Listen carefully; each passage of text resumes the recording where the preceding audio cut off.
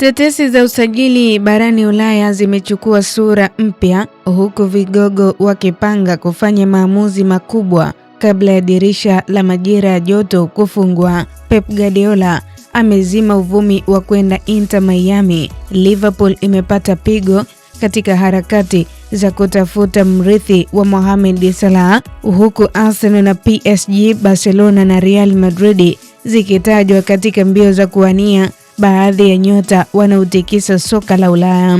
Pep Guardiola amekataa ombi la David Beckham la kwenda kuinoa Inter Miami na kuungana tena na Lionel Messi nchini Marekani.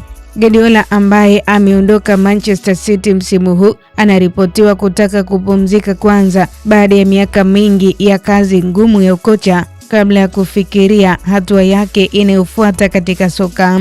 Wakati huo Liverpool imepata pigo katika harakati zake za kutafuta mrithi wa Mohamed Salah baada ya nyota chipkizi Yan Diomande kuamua kujiunga na Paris Saint-Germain badala ya kutua Anfield. Taarifa zinaeleza kuwa Diomande alikuwa kipaumbele kikubwa kwa Liverpool, lakini amevutiwa zaidi na mradi wa PSG kuelekea msimu ujao. Kwa upande mwingine, beki wa Liverpool Ibrahim Konate anaendelea kuhusishwa na kuondoka klabuni hapo baada ya Chelsea kufanya uchunguzi wa awali kuhusu uwezekano wa kumsajili. Hata hivyo, Real Madrid ndio inayoonekana kuwa na nafasi kubwa zaidi ya kunasa saini yake. Aidha, Federico Chiesa naye anaendelea kuhusishwa na kuondoka Liverpool, huku Como ya Italia ikitajwa kuwa moja ya maeneo yanayoweza kuwa makazi yake mapya.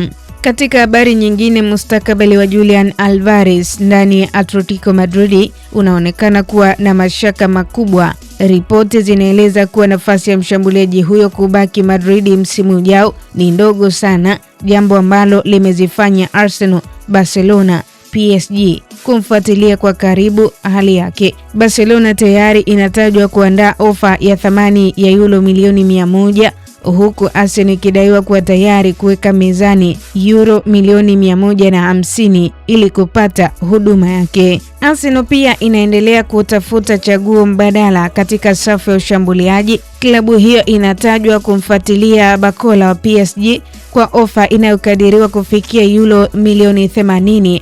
Hata hivyo, imepata changamoto nyingine baada ya mshambuliaji chipkizi Junior Klopp wa Bournemouth kuonesha nia ya kujiunga na PSG baada ya kutua Emirates. Bournemouth inatarajiwa kuhitaji ada ya takriban euro milioni 100 kwa mchezaji huyo. Kwingineko, Manchester City imeonesha nia ya kumsajili kiungo Federico Valverde wa Real Madrid kwa dau linalokadiriwa kufikia euro milioni 90. Kwa taarifa zaidi za kimichezo kimataifa, endelea kutufuatilia kwenye mitandao yetu ya kijamii Instagram, Facebook na Twitter. Tufollow kama Kasako Media. Mimi naitwa Official Diaga.